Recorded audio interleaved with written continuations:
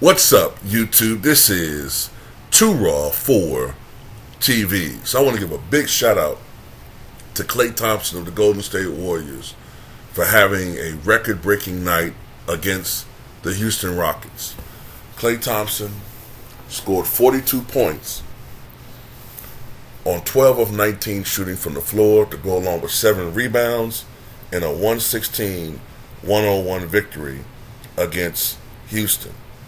But he hit 12 of 17 from long range, which makes him the first player in the history of the NBA to have at least 2 games in the same season with 12 three-pointers. He had a game earlier this year, I think earlier this month, where he hit 12 three-pointers. I forget the team he did it against. There was a game earlier this month where he hit 12 threes in the game.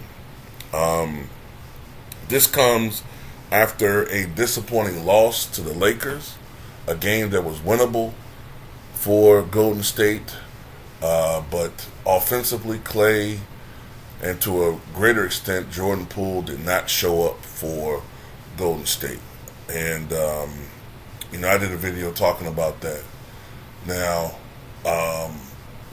you could bring up the fact that, look, it's the Rockets. They're one of the worst teams in the NBA. They're tanking for Victor Wembanyama. Their defense sucks.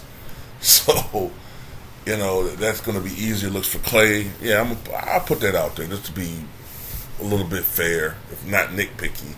But still, you got to put the ball in the hole, and it was a great performance by Klay. And this is what they need more of, man. They need more of this.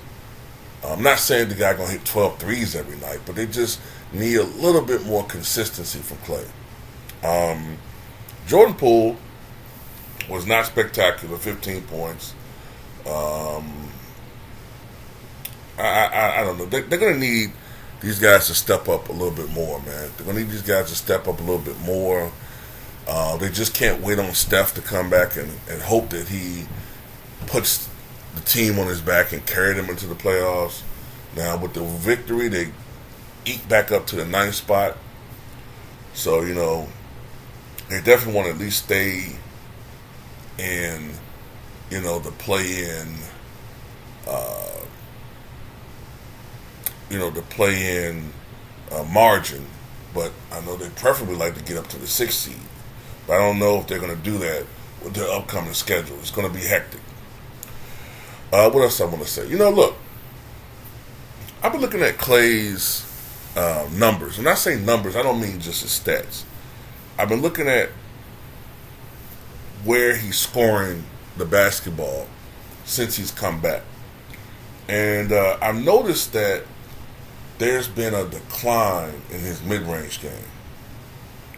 There's been a decline in both efficiency, and there's been a decline in the number of attempts that he takes as far as mid-range. And he's really relies more on shooting outside shots, three-pointers. Before the injuries, Klay took about 7 to 8 three-point attempts a game. Now he's taking about 10, 11, I think, three-point attempts per game. That, plus the decline in his mid-range game, is leading to his field goal percentage dropping a bit. Before the injuries, Klay used to shoot around 45, 46% from the floor. Now he's shooting around 41, 42% from the floor. And I think that's pretty much primarily because of the reasons that I just put out there. He is relying more on three-pointers, which can be a high reward shot, but it's going to bring your field goal percentage down. And from mid-range, he's less efficient, and he's not. He doesn't take as many mid-range shots, obviously, if he's taking more threes. And he also, even though he doesn't take it to the basket much, obviously, he's not as efficient around the rim as he once was. Never that he was a terror. You wouldn't mistake him for Adrian Dantley or Kyrie Irving even, but he was a little bit more efficient scoring around the basket when he was younger. But anyway, that's all I got to say about Klay Thompson. Best wishes to him.